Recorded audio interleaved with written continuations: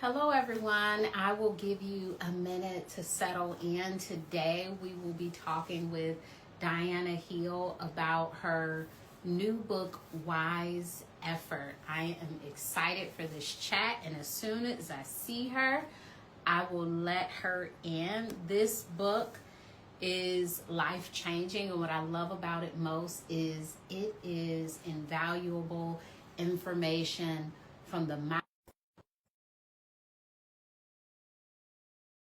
knows what she is talking about. Diana also has a podcast that I've been on. I will link that in our stories. It's an older podcast that I was on, but a wonderful podcast. So hello. I was just singing your praises. Oh, thank you, Nedra. Yes. So how are you today? I'm good. I just read your newsletter this morning and I was reading about the part where you were talking about how we need to be diplomats and diplomatic in our relationship. And I'm like, that's wise effort, Nedra. Sometimes you gotta shift your efforts in relationship. And I think that's a lot of things what you talk about. So I'm excited to chat with you. Yes. So I'm so excited to talk about this because one, you're a therapist, you see clients, so you know like feet on the ground, like what's going on, what works, what does not. Why this book right now? Why did you think it was important to write about wise effort? Well, I think that a lot of folks feel like their energy is either scattered or displaced or misused, underused in some ways, Mhm. overused in others. I had a client tell me, I feel like I'm both overcommitted and underinvolved. And I'm like, that is so true. So they on the Overcommitted PTA, here. but they not doing any volunteering. I hear that. Yeah, and then they're underinvolved. Right, exactly. And so Rise Effort is about energy. It's about how we are using our energy in the important domains of our life and how we're misusing it, how we need to use it in other ways, and how to get more regenerative in our energy use so that we can Mhm. offer our genius to the world. We can give what we have to give without burning out and without completely depleting ourselves. And I believe that happens in relationships, it happens in our creative pursuits, it happens at work, it happens with our body. And it's a real kind of now more than ever, we need to figure out how we're using our energy and use it in wiser ways. Yeah, so you mentioned the other B word. The first B word is boundaries. The second B word is burnout. So I heard you mention burnout, which is really big for so many of us. How does wise effort help a person minimize their burnout? Well, I see burnout. I also see bore out, which is another term. Have you heard bore out? Similar. Bore I out is need to when bore out. I want to bore out. How you bore I out? know. Well, no, bore out is when it's people at work or in their lives where they feel like they are not Oh, using their creativity. They're not okay. feeling engaged. They're not feeling a sense of Okay. vitality. So I that's when thought it it gets was getting problematic. bored. Well, that could be that too. I I need mean, to get bored. yeah, get bored to figure out Yeah, I'm what is it like, that you care about. I need time to bore out. Yeah, I know. That too, which probably means you're on the edge of burnout. So if burnout is your resources are low and your output is high, and Mhm. oftentimes there's a layer of context that contributes to burnout, including toxic environments, right? So toxic workplaces, toxic relationships can burn us out. And with wise effort, what we do is first we gotta look at contextual factors. It's not all our fault if we're feeling burned out, right? I was burned out earlier this summer because we had to tear down a portion of our house because it wasn't built according to building standards, right? My kid was starting school, my husband was changing jobs. These are all things that were sort of out of my control. But then what Mhm. was in my control that I was contributing to the burnout was my complaining, my resisting, Mhm. my non-acceptance, and my unwillingness to be with the feelings that were there, that were showing up, and my unwillingness to do what needed to be done, right? So get curious about the ways in which I'm caught up in a story, I'm elaborating, I'm adding on, get curious about the ways I'm running away from discomfort, get curious about the ways in which I'm holding on too tight to things that are changing. Those all contribute to burnout. And then we learn how to open up. Like, how do we open up to the reality of what is and do what we need to do in order to live the life that we want to live? And that is the wisest form of our efforts, even if circumstances are not what we wished for, not what we hoped for, not what we wanted. And when we stop resisting reality, then we can engage more with reality.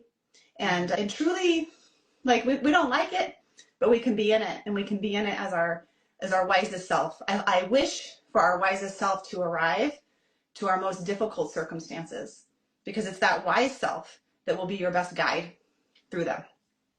You know, what you're saying reminds me of, temporary moments in life where it is challenging, like when you have a season of remodeling something in your home, or when your kids go back to school, or when you're planning a wedding, or when you're in the middle of a move. Like, those are scenarios where we have to accept the situation we're in and thinking about, how do I be in this situation that I have to be in right now without losing all of my marbles, so to speak. So I love that you mentioned that. And so much of your work comes from this foundation of acceptance and commitment therapy. Can you talk a bit about, like, what that is for people who are not therapists, for people who might be seeking therapy and that approach could be helpful? Can you talk a bit more about that? Yeah, so acceptance and commitment therapy, or ACT, is one of the newer evolutions of therapy. We have all these acronyms. Therapists like ACT and DBT and CBT and EMDR, and it can be sort of like word salad. But ACT is what really attracted me to this approach, is that it's both the sort of boots on the ground behaviors that you need to engage in to get yourself moving forward in your life. Like the behavior, if you want to move your body more, that means putting on the shoes and walking outside and rewarding yourself while you're walking outside. But then ACT also has this whole other component to it, which is, how do we become more flexible in our mind, in our attention, with our emotions, with our sense of self, so that we can engage in those behaviors that we care about. And part of that is identifying your values. What is important to you, uniquely to you, that matters to you, that would be the deep down intrinsic motivator for that example, putting on your shoes and taking a walk. Even when your whole mind and being is saying, I don't want to, I hate this, blah, blah, blah, it's not going to matter anyways. Your phone is pulling you to your couch. What down deep in your heart matters to you? And it's going to be different for you, Nedra, why you might go for a walk midday or at the end of the day versus why I might go for a walk, or why my 80-year-old client might go for a walk, right? So with ACT, we are driven in identifying our values, what's important to us. That's sort of our compass, our direction. And then we are developing a set of skills to work with our inner world and all the barriers that show up, to be more flexible with our inner world, so then we can be more flexible in our outer world and adapt and move with change and be more what's called psychologically flexible, which is really the goal of ACT. And it's a driving principle of this book. It's a driving principle of how I work with clients. But like most therapists, I'm not like stuck in a box of like, you have to do A, B, C, D in this order. So I would say I'm integrative, and I incorporate a lot of ACT. I incorporate a lot of body-based stuff. I incorporate a lot of common sense. That's what I like about your work, is it's always like, Nedra Tawwab is just like common good sense. Like, she's got good sense to her. Yeah. So I think it's important to do that in therapy too. Yeah, and you know what? You mentioned common sense, and I think so often with our field and the work that we do and all the research and the really heavy topics, it is helpful for me sometimes to make it plain. Because I think when we're talking to people, we need to be able to say it in a variety of ways. We need to say it to the person who has a PhD, the person who has a high school diploma, and the person in elementary school, right? So we need to be able to make things digestible.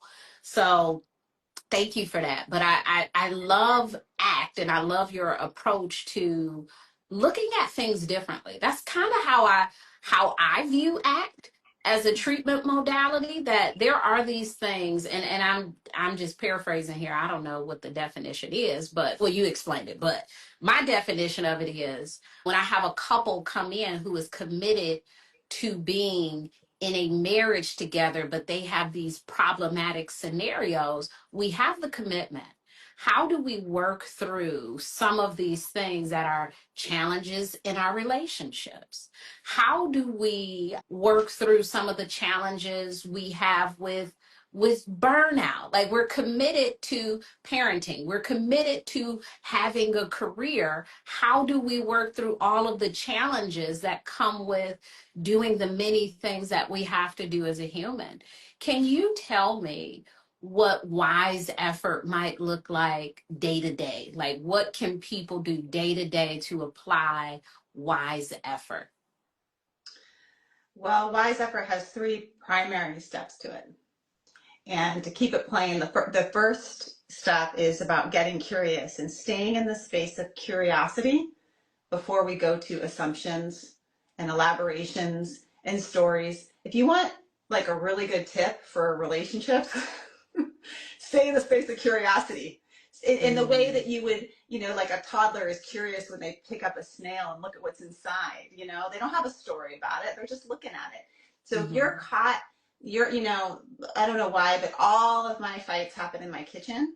It's just sort of like every fight that most fights happen in my kitchen with my partner, usually because it's the end of the day and kids are at the back of the house and we're dealing with the day and we're both carrying our stuff. And so getting curious is staying in the space where I'm curious about what's happening inside of me. Like, I am just curious. What am I feeling? Curious about my own mind, curious about the barriers that I'm putting up, curious about what's happening for him. What was his day like? That perspective shift.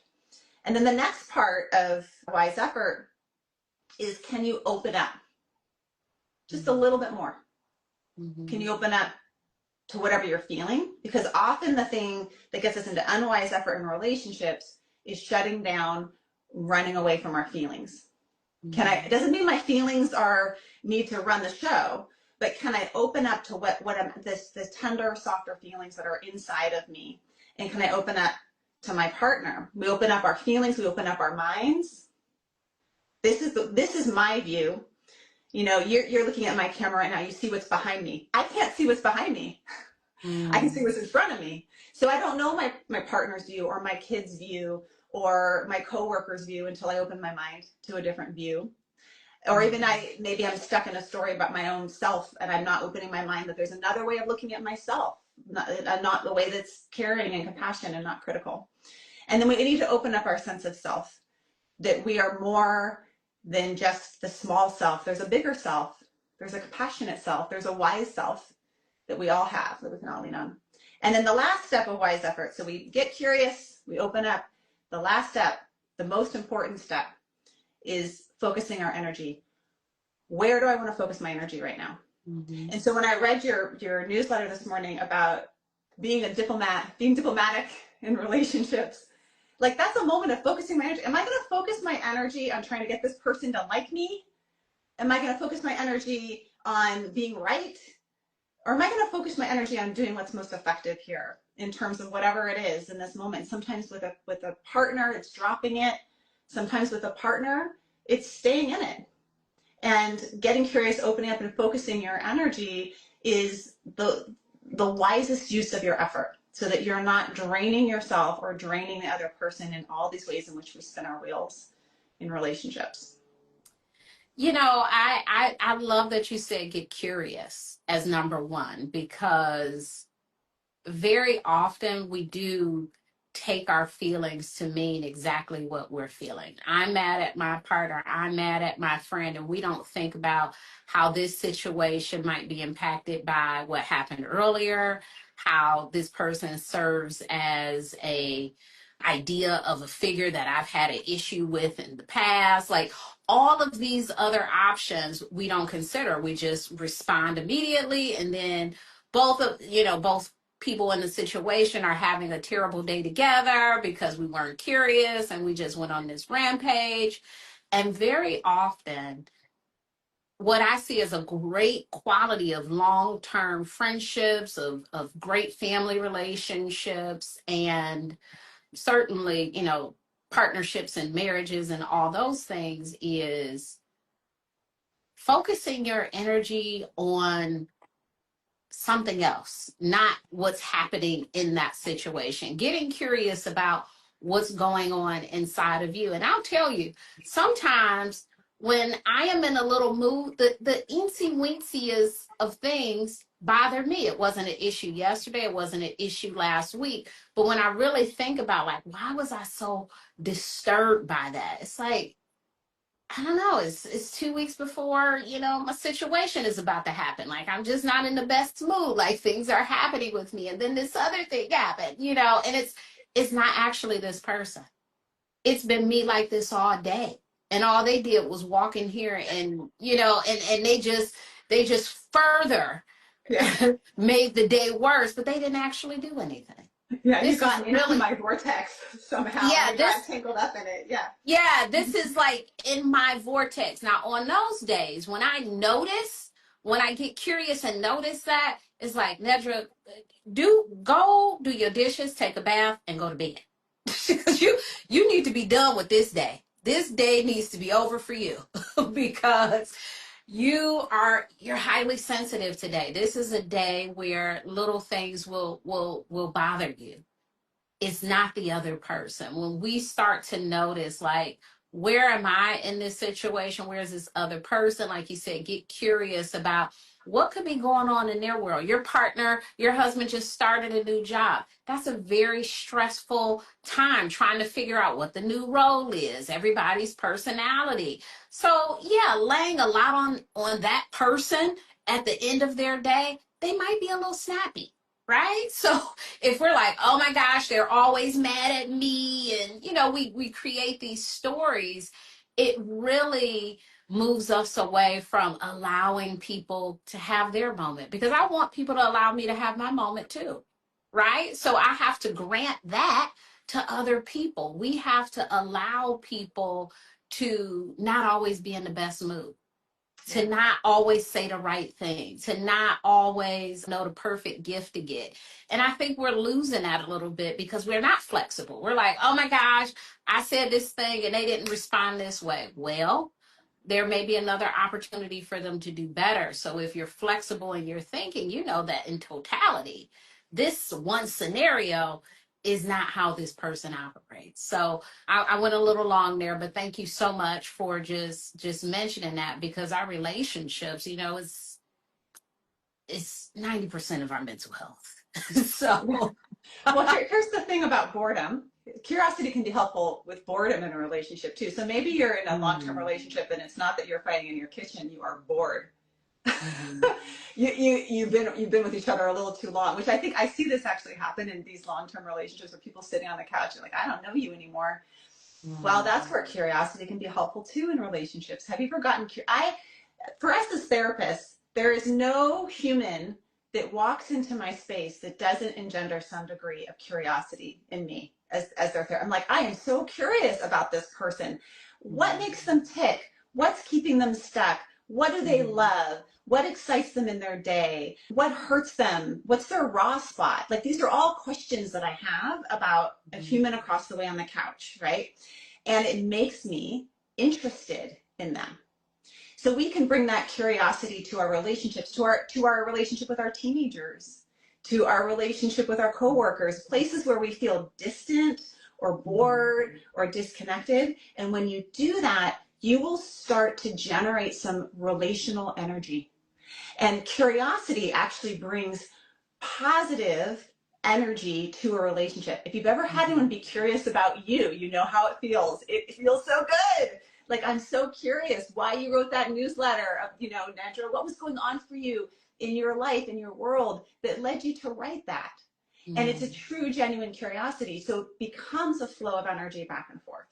Curiosity also has an aspect to it where there's no judgment with curiosity. Back to the toddler that picks up the snail. They're not like, ew,